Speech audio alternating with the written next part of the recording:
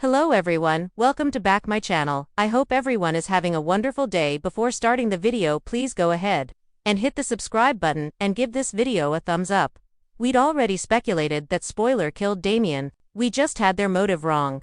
Thanks to today's episode of Young and Restless, a huge missing piece to the puzzle has been slotted into place. A stunning turn of events in the aftermath of Damien's demise led to Lily pointing the finger at Kane for the murder, and Ashby, in turn, accusing Nick after the murder weapon turned up in his bathroom. Predictably, Nick went on a rage-filled rant about being framed, which caused Kane to order his minions to lock him up. Unfortunately, Sharon, who, not unlike the dagger, was hidden in Nick's bathroom, got caught up in the drama and found herself locked up again for what has to be at least the third time, if not more, in the last 6 months.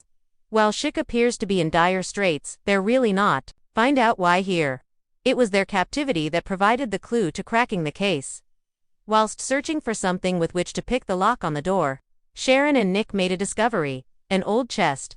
It contained several bottles of wine, which could have set the scene for a tipsy Schick reunion, but didn't, and some old photo albums. Upon further examination, Sharon and Nick realized that the photos were from the early 1900s. The family name on the back of the photos was deep. Nick wondered if they're at the old Chianti de Leon winery. Presuming that Kane purchased the estate from the de Leon family, Nick and Sharon surmised that the French fam wouldn't have been happy to learn that Ashby had taken a bulldozer to the precious vineyards in order to build a mystery maze. We believe they're correct. We're also guessing that none other than our original suspect, Kane's nerdy robotic assistant, Carter, is a member of the de Leon clan. Thanks to indiscrepancies with Carter's alibi, which further makes our case, Victor and Chance were left to wonder if Kane had programmed his assistant to kill on his behalf. Our hunch is that Carter's been programmed by his kinfolk to kill Kane so that they can take back their beloved estate, remove the repugnant hedge maze, and restore the vineyards. Do you think Carter is out to get Kane? Vote. The Young and the Restless has been keeping viewers on the edge of their seats for weeks.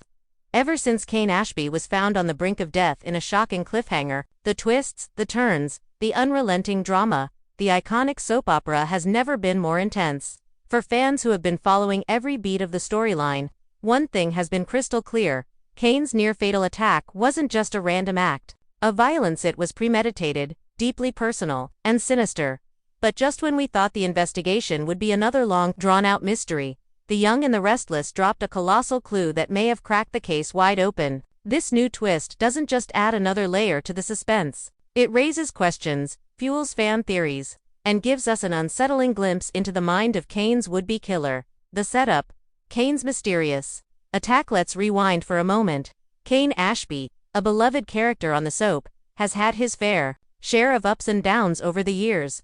His complicated relationship with his family, his romantic entanglements, and his career choices have all played a role in shaping the man he is today. However, nothing in his past could have prepared him for the harrowing events that unfolded. Kane was found in the middle of a dark alley, bloodied and unconscious, with no witnesses and no immediate clues about what had happened. As the medical team worked tirelessly to stabilize him, the residents of Genoa City were left with one burning question: who would want to hurt Kane this badly, and why? As detectives and fans began piecing together the clues, suspicions quickly mounted. Was it someone from his past? A business rival? A jilted lover? Or something much darker, connected to his family's secrets? While viewers have been guessing, speculating, and forming theories, the soap has been tight-lipped until now. The colossal clue: a shocking revelation in the most recent episode. The writers dropped a clue that has shaken fans to the core. Viewers caught a glimpse of a mysterious figure who was seen lingering in the shadows near the scene of the crime. This wasn't just a random extra walking by in the background. The show's producers made sure to highlight this character briefly, but, unmistakably, this shadowy individual seemed to be monitoring Kane from a distance before the attack. Though the character's face wasn't fully revealed, their body language and demeanor told a very specific story. The scene was quick, but it was more than enough to spark a wave of speculation. Who was this figure? And why were they watching Kane? It didn't take long for eagle-eyed fans to connect the dots. The character seemed to have a suspiciously familiar walk, one that many fans recognized as someone from Kane's past, a person who had been lurking in the shadows for some time now. As the theory began to gain traction, it became clear the would-be killer may not be a stranger after all. The suspects, who could it be? Before this bombshell clue, there were a few prime suspects who were believed to have a motive to harm Kane. Now, however, the new clue has added an interesting layer to the puzzle. Let's break down the suspects. 1. Philip Chancellor for the jealous ex. The first and most obvious suspect has always been Kane's half-brother, Philip Chancellor IV. Philip has always been a complex figure, one who has wrestled with his own identity and place in the Chancellor family. Kane and Philip's relationship has had its ups and downs. But what truly raised suspicion was the jealousy that simmered between the two. Philip has had a difficult time accepting Kane's success and his place within the family business. Many fans speculated that Philip might have been responsible for Kane's attack out of sheer jealousy, as he's known to have a complicated history with his brother. But could he have taken it that far? However, recent developments on the show suggest that Philip is likely not the killer. Although he has a motive, the clue doesn't seem to fit his character. Philip was nowhere near the crime scene at the time of the attack, and his alibi checks out. He may have been angry and resentful, but he doesn't appear to be a cold-blooded murderer. 2. Victoria Newman, the scorned woman. Another potential suspect is Victoria Newman, Kane's ex-wife. Their relationship was anything but smooth, with plenty of back-and-forth drama over the years. While they may have tried to reconcile in the past, the scars of their tumultuous marriage never fully healed. Victoria, the powerful and determined businesswoman, has always been fiercely protective of her family, especially when it comes to her children. Could she have snapped under the pressure of her complicated feelings toward Kane? Some viewers have pointed to the possibility that Victoria's desire to protect her family and business interests might have led her to seek drastic measures, but again, there are complications here. Victoria has always been shown as more pragmatic than vengeful, and the timing of the new clue suggests that she may not have been in the right place at the right time. Besides, as one of Genoa City's most prominent figures, it would be difficult for her to remain unnoticed if she were involved in something as serious as an attempted murder. 3. Jill Abbott, the family matriarch. Then there's Jill Abbott, Kane's stepmother. Over the years, Jill has had her fair share of tensions with Kane, especially in relation to family matters and business decisions. While Jill has always acted out of a sense of protection and love for her family, her blunt nature and unwavering determination have caused friction. Jill has always been an ambitious woman, but could her desire to keep the family fortune intact lead her to eliminate Kane as a threat?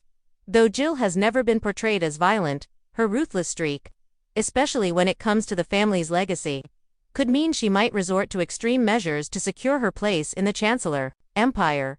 But despite the possible motive, there's one glaring issue. Jill's whereabouts during the time of the attack seem to rule her out. Her alibi has been confirmed, making her a less likely candidate for the role of Kane's would-be killer. The new theory, the return of an old enemy.